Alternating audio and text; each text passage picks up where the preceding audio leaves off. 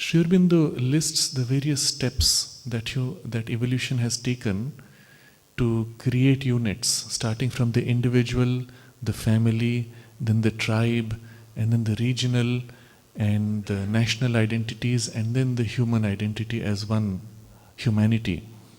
Of all of these intermediate steps, and perhaps even other sub-steps, of all of these intermediate steps, he says, nature has chosen, I'm not sure if he says nature or the divine will, but we can even see both as equivalent. Nature, let's take it as nature, has chosen to preserve only three. From the individual identity to the group human identity, there are three steps: family, nationality, and humanity. All the rest will fade away. Or they may exist subservient to these. And it's interesting to observe, and I suppose we can all do it as our own independent individual explorations, to see how these three are somehow seen to be stronger, while others are breaking apart. And where these three are being weakened, there's a reaction and an attempt to consolidate on these levels. But I suppose this describes a process which will take at least 100 years and will develop over the coming 100 years. But through these we also find a growing interdependence, which is more directly the action of the supramental.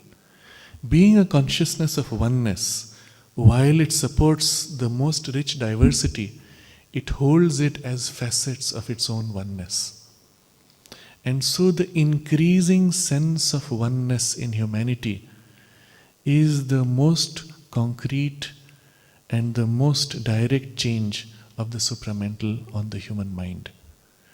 Where 50 years ago we would have said, my nationality first. Today we speak of my humanity first.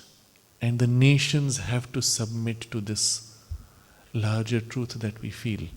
The governments resisting, human beings at a grassroots bypassing governments. Creating frameworks expressive of the truth that we feel within us, even not always mentally formulated, but subliminally sensed. And we create frameworks for this kind of a interchange, the most concrete of which is the internet. The internet was not created by governments. It emerged from a grassroots process bypassed governments. Governments were caught by surprise and tried to regulate it but could not. Some still do, but they cannot eventually. Being essentially an expression of the commonality of the human people in technology, it cannot be controlled by any central agency. And we find ways to bypass any control devices. You cannot restrict on the internet anything. Everybody is able to bypass any restrictions. And the change is such that even if all governments come together and say, together we will restrict our people, it won't work. So that's one physical, I will say, organ of social expression of this deeper unity. There are others which are also growing, one of which is the mix of media. The media broadcast itself transcends national boundaries. It's a satellite broadcast, you cannot stop anybody from receiving. But there is a rapid exchange of media across the world. When a movie is released in one place, it's available all over the world, at least through the internet, if nothing else. It's translated into so many languages. People are interested in watching a different cultural value. Where earlier they were seen as oddities, today they're seen with interest. So there is in the human consciousness an urge to reach out and connect and absorb the experience of other cultures and values and perhaps their best. Which is what the mother anticipated in Auroville by asking for the pavilions of each culture to be represented here. Because the future, she said, would be for each culture to share its best with the whole world without losing its uniqueness. So a single space in which all cultures are available. Very crudely, this form is now seen all over the world in malls, where you get a food court in which 5 or 6 different kinds of cuisines are available in one space, and you can pick and choose from any, try them out, mix them, and yet the distinctiveness of each remains. It's a very crude starting point, catching the most obvious form of greed in the human being. But still, it's a good starting point, and it will widen, including even forms of dress, and most important will be the psychological values that each culture has to share with others. So this growing interdependence has taken on many forms, but ultimately all the external organized forms, including economic, are expressions of a psychological need felt within us. Who made the effort? Nobody. No individual, no government, no educational system or book has made a conscious effort to create this sense of wanting to connect with the whole. It's emerged from within the heart of humanity, by the pressure of the supramental consciousness. Its result has been the creation of educational tools and other technological means to express what we already feel. But it didn't start from there. The human species itself, beginning to feel this sense of oneness, can be and is often assisted by problems, difficulties, dangers. Because it's part of the human makeup that when we together face a problem, we come together most easily. I find the recent large-scale natural disasters to be an interesting point of observation in which you see the groups suddenly coming together, bypassing differences. And then when they fall back, the problem has passed, when they fall back into their individualities of whatever level of unit of organization, they are no more the same. There's a connection built during the time of crisis which is not lost, and things continue to happen. There is a rapidity of change in new ideas, hopes, possibilities, experiments taking place, and all of these are part of that increase of the evolutionary pace of growth. In all these, for us particularly here, the recognition of the supramental consciousness as an active force and power, making this, assisting and guiding it, is of great importance. In the rest of the world, these changes are seen almost as a social or accidental process. But for us, there is this difference that there is a consciousness that's making it, actively leading it. It makes a difference. It makes a difference because we can open to that consciousness deliberately. In the rest of the world where this awareness is not there, there are still a few individuals who sense this new consciousness. They speak of a new age. But the idea of new age is there is an age waiting to happen. It's sensed indirectly, but the reality of it is not known. And therefore the mind's active participation, submitting to it consciously, is not so easily possible. For us it is. And that's why it is here that the most important and most rapid change can be made most smoothly. In relating to the supramental consciousness, there are two approaches one can take. One is to view it as a vast, impersonal, cosmic power that is here working in everything, through every form, as directly as it can, that the form can bear. A finite form meeting the infinity of the supramental would not be able to bear it. It would burst apart. The earth itself could have shattered if this descent had taken place too soon. And therefore it needs an intermediate support, sometimes of 1 or 2 layers, for that action to be diminished and diluted before it can act on finiteness. The intermediate levels are what Aurobindo calls the overmental and the intuitive. So it is only through the overmind or the intuition that the supermind can act on things as they are. But it's acting. But we can relate to it, allow it to build in us these two intermediate levels of intuition and the overmind. But this is the way you would normally see it when you see it as a cosmic power.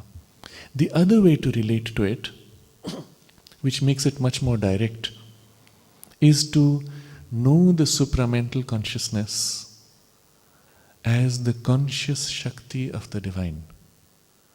The Divine Mother herself as the supramental Shakti meets us directly. And to know her in the form of the Mother, whom we adore, is then the most intimate relationship we can have. In The Mother, the little booklet, Sri Aurobindo describes how the four powers of the Mother, Maheshwari, Mahakali, Mahalakshmi and Mahasaraswati, form in us, establish in us and fuse into one movement in which the supramental Mahashakti herself descends and works in us. Well, this is the key. If we begin by relating to her as the conscious embodiment of the Supreme as the supramental Shakti, our hearts flow out to her in gratitude, in love, in self-giving and devotion. Our minds know her as one who is so close to us, who in fact is the one to whom we surrendered, who has called us here, who has created this space for us, and who presides over all that happens here. And our actions in life can then flow most easily in service and consecration to her. To know her not only as the Divine Mother, as the Divine Shakti, but as the supramental Divine Shakti is the means by which we can feel ourselves closest to the supramental consciousness. Whichever way we find ourselves more naturally relating to, the idea is to enter into that relation as quickly and as completely as possible. This can take many forms again, a form of concentrated meditation, a form of relation and devotion of heart, a form of work and expression in service, but by whatever means to feel the closeness of the idea or of the feelings, and to allow that closeness to gradually spread to fill the whole being. This is the way by which we place ourselves in touch with that supramental consciousness. And to the extent that we are able to do that, all the change necessary in us is done rapidly. To put it in extreme terms, there's a letter that someone wrote to Sri Aurobindo saying, I was told that if I put myself wholly in the hands of the Mother, then the transformation in me can be done instantly. Sri Aurobindo wrote back saying, yes, that is true. The condition is you have to put yourself wholly in her hands, with nothing resisting. And then of course the transformation is instant. The point is, the parts in us which are open and give ourselves without resistance are the ones which are transformed instantly. But unfortunately not all of us is so conscious and so giving without resistance. That's why there is a process, that's why it takes time. But to the parts which are given to her in this way, the change is instant. The problem is, even as I give myself and the part of me that's in my mind or my heart, most open, most conscious, there is a habit in that part. A habit that tends to bring back that persistence, recurrence and resistance. And if I give that habit itself, then even the habit is changed by her. So starting with whichever part in us is most conscious, most naturally surrendering, we begin. And as she changes that part, her consciousness seeps into the other parts. And seeping into them extends the range of awareness. And it will be a common experience for all of us that as we persist, we become more conscious of things within us we didn't know existed. Tendencies, habits, or even aspirations. We didn't know they existed. We were not conscious of those parts. And it's as if as we proceed, we become more conscious within us. And even as that happens, those parts change. Sometimes the change is extreme enough that if I look back and say, 10 years ago, that's not even me. That's somebody else. I'm a different person now. Don't judge me by what I was then. I don't feel myself anything in common with that. At least in parts of our being, we have this experience.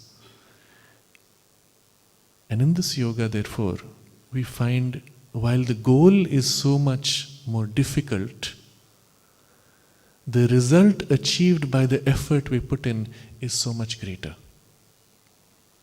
Because the effort we put in is to put ourselves in her hands, and it is her infinite power that works to make the change in us. Therefore, the result is so much greater. Where is this supramental consciousness today for which Sri Aurobindo and the mother worked? Well, since 1956, it is here, now, in everything. But its action still has to be indirect through these two levels. To the extent that we open to it, its action becomes more direct. Otherwise, it still has to remain indirect. But it's there, and it pushes in and through every single atom. So where is the supramental consciousness? It's here, it fills us. It even fills our body. But it cannot act on the body directly because the body is unconscious. It fills the substance of our life force, prana. It fills the substance of our mind and the subtle inner body. But it cannot act unless that part of our consciousness opens and turns to it and invokes it. Then it acts directly. To the extent we can take. And increasing as we can take more. And it builds our capacity to take in more. Dharana Shakti. As far as Sri Aurobindo and the mother's physical manifestation was concerned, their work was completed. The realization and even the transformation of the human consciousness was taken all the way till the last point of the physical tissue remaining. Even within that, the mother observes that there are many cells in her body which were able to make that transition and open to the divine and accept the divine and so have become immortal effectively. With all this having been established already as a prototype in the collective consciousness, the journey to follow is inevitable. So someone asked the mother, so when will we see the result of the supramental? She said, it's very soon. Just wait for another 1,000 years and it will be obvious to all. Somewhere else she said, she is convinced that the human body itself will be enormously more plastic than anything we can imagine today within 300 years. I was looking at some of the Chinese acrobats live and on TV. And it is unimaginable that the human body can be so supple and so conscious. And the first question I asked them was, how long did it take you to train this? They said 2 years. And I wonder, if we were to dedicate ourselves with the same commitment that they did. Yes, they were younger, the body was still growing, so there was an easier starting point. But in terms of consciousness, even if there is rigidity of other things, in terms of consciousness, we should be able to achieve the same if we commit ourselves to this. And if we do that, then even in the very physical substance, you will have that supramental action pushing, even as it works in the mind and the vital. What prevents us? Only the lack of our effort. Everything else is there and waiting, pushing, even compelling us. And where we resist by lack of effort, lack of interest, or even sometimes revolt, then that pressure pains because we resist. Pain is only the parts in us that resist the push, compelling change. The moment we relax that part and allow the change, there is no tension and no pain. Wherever in life we find a point of pressure that pains, know that it's a part in you that's resisting. Relax, open and offer it. Allow the change there, and you'll find things just flowing rapidly. Nowhere in human history has such a situation been offered to humanity. And once the transition is made into the next grade of consciousness, the effort that is there in nature to make a leap will also subside. This is the point Sri Aurobindo makes. As in the past, in the ape, there was a push to wake up into humanity, and a narrow band of consciousness made that leap with help from above. And then the effort itself subsided. So it will be with humanity. That this narrow band of effort in consciousness terms, making that transition, eventually then the effort will subside. And there will be a gap seen once again. We are among those here who are part of this narrow concentrated effort. A push from nature, a push from our own inmost truths, from our own psychic being and soul. Both are combined, assisting each other. And from above, the supramental pulling. A three-way effort. Soul, nature, and the divine above. And a meeting of these three to make that transition. There is no greater opportunity before or, as we have seen, ever after. This is the single most important life in which we can make extraordinary progress. And sometimes I remind myself when there are other distractions, oh, that would be interesting to see, that would be interesting to experience. I remind myself, we've been through a few million lives doing the same thing. And we might have another few million lives where we can do it again if we want. But this opportunity will not come again. So it's worth it to dedicate ourselves to this effort now. But in spite of that, there are parts in the nature which pull and push. It doesn't matter. The centrality of our being oriented to that, we must remind ourselves and recenter ourselves in that aspiration every day. Otherwise, things tend to pull us out into dispersion or distraction. The renewal must be done every day, even if for a few minutes, in whatever form is most easy for us. For the rest, the help is there.